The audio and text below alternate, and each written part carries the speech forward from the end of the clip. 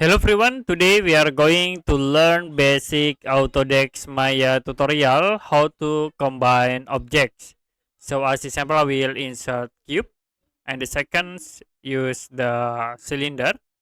So you can resize the cylinder object and I will move in the screen axis. Now if you want to combine these two objects, you can select the two objects. Don't forget to press shift button to select multiples and then you can press shift button, hold and right click. Now you can choose the combine tools. You can release to combine. So you can move the objects. It will be already combined.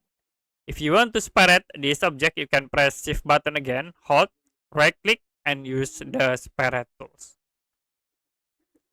Okay, that's it for basic Autodesk Maya tutorial how to combine objects.